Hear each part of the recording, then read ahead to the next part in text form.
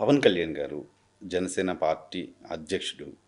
ఆయన కూడా తెలుగుదేశం పార్టీతో కలిసి ట్రావెల్ చేయాలని డెసిషన్ తీసుకున్నారు. పవన్ కళ్యాణ్ గారు కూడా ఇదే స్థాయిలో జగన్మోహన్ రెడ్డి గారి పైన విమర్శలు చేస్తున్నారు. ప్రభుత్వం పైన విమర్శలు చేస్తున్నారు.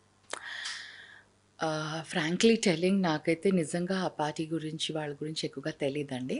Because at least I was little some time in టీడీపీలో ఉన్నాను కాబట్టి ఏదో కొద్దో గొప్ప. బట్ పవన్ కళ్యాణ్ గారి గురించి చెప్పాలి అంటే మామూలుగా కామన్ మ్యాన్ ఎలానో నేను అంతే వాళ్ళ గురించి. I can't really talk much about them. అసలు మీకు పవన్ కళ్యాణ్ గారి గురించి తెలీదా? నాకు మిగతా మామూలుగా టీవీలో చూసి అలాగే, కానీ I never interacted, never seen him. Because ఎందుకంటే నాకు తెలిసినంత వరకు చేసే పనుల బట్టి కొంచెం ఇవాల్యుయేట్ చేస్తాం పర్సన్స్ని, అండ్ మనకున్న ఇంటరాక్షన్ బట్టి ఇంకొంచెం లెవెల్లో ఇవాల్యుయేట్ చేస్తాం ఎవరినైనా పర్సన్ని. Naturally. నాకు ఇప్పుడు వాళ్ళు చేసే పనుల బట్టి అంటే వాళ్ళు he's just as a one party లీడర్గా ఆయన పబ్లిక్లోకి వెళ్తున్నారు, మాట్లాడుతున్నారు, చేస్తున్నారు. Any party they want to come in to a power, they talk on వాళ్ళ ఫిలాసఫీ, వాళ్ళ ఎజెండా ఏముందో దాని ప్రకారం వాళ్ళు మాట్లాడుకుంటారు. దానిపైన కమెంట్ చేసే రైట్ నాకు ఉండదు.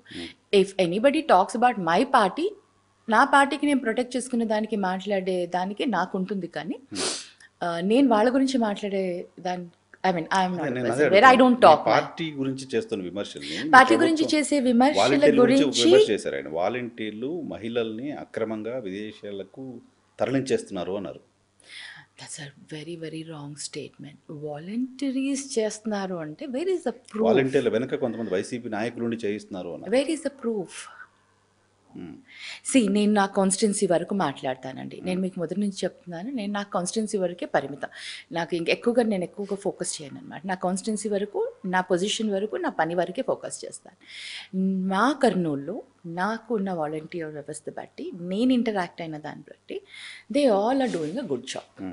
వాలంటరీ వ్యవస్థని తీసుకొచ్చింది, సచివాలయం వ్యవస్థని తీసుకొచ్చింది ఎందుకు అంటే, మేము గవర్నమెంట్ ప్రతి ఒక్క పర్సన్ని మేము టచ్ చేయలేం కాబట్టి, ఈ వ్యవస్థ ద్వారా ఎవ్రీ హౌస్ హోల్డ్లో ఉన్న నీడ్స్ని మేము అడ్రస్ చేసేదానికి మాకు వాలంటరీ వ్యవస్థ పనికొస్తుందని.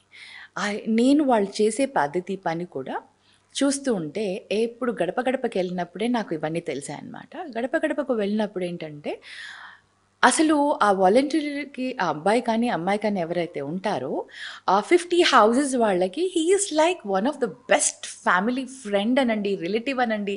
He's just like a one good ఇదనమాట. ఆ అబ్బాయి గురించి, ఆ అమ్మాయి గురించి ఎంత బాగా మాట్లాడతారంటే, బికాజ్ వాళ్ళు ఎవ్రీ డే ఇంటరాక్ట్ అవుతుంటారు. సో అంత మంచి ర్యాపో, అంత మంచి రిలేషన్ ఉంది వాళ్ళకి. ఇలాంటిది మటుకు నేను ఎప్పుడు వినలేదు, ఎప్పుడు వినలేదు. ర్యాప్ అవుద్ది, ఆ రిలేషన్ ఉంది కాబట్టి ఆ ఇంట్లో ఎవరు ఉంటారు, ఎంతమంది ఉంటారు, పెళ్లి కాని వాళ్ళు ఎంతమంది ఉన్నారు, వయసులో ఉన్న వాళ్ళు ఇమాజిన్ అండి, మీరు ఒకవేళ వాళ్ళు చెప్పినట్టు కనుక అలా అవుతూ ఉందంటే, అట్లీస్ట్ లైక్ ఒక 100 హౌసెస్లో ఒక్క వాయిస్ బయటికి రాదా? సపోజ్ విక్టిమ్స్ వైపు నుంచి లేదు, విక్టిమ్ వైపు నుంచి ఒక్క వాయిస్ బయటికి రాదా? కేవలం పొలిటికల్ స్టేట్మెంట్స్ ఉన్నాయి అంతే. ఎగ్జాక్ట్లీ. విక్టిమ్స్, ఇంతమంది విక్టిమ్స్ ఉంటే మీరు చూడండి, ఎక్కడన్నా ఏదైనా మనకి కాలేజెస్లో కానివ్వండి, ఎక్కడైనా ఏదైనా ప్రాబ్లం అయింది అనగానే హండ్రెడ్స్ ఆఫ్ పీపుల్ బయట వచ్చేసి ధర్నాలు చేయడము, ఆ ఇష్యూని ప్రొజెక్ట్ చేసేసి హైలైట్ చేయడం చేస్తారు. ఇంత పెద్ద మొత్తంలో ఇంత అవుతుంది అంటే, ఒక స్టేట్లో ఇంత సమస్య అవుతుందంటే, విక్టిమ్స్ ఎవ్వరు బయటికి రారా? ఒక్క వాయిస్ బయటికి రాదా?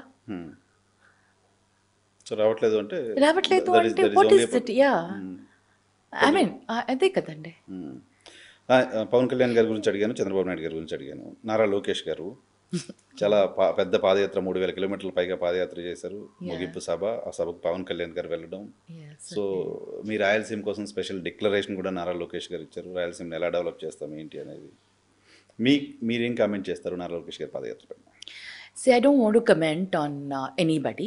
That's my policy, my philosophy. ఏంటంటే నేను ఎవరి గురించి కమెంట్ చేయనండి. ఒకటి, that's very clear.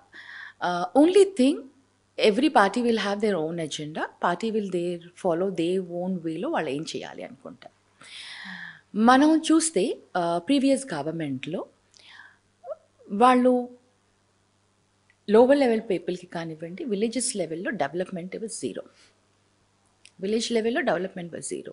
So many issues I my self నేను తీసుకొని వెళ్ళాను, వేటికి కూడా అడ్రస్ చేయలేదు.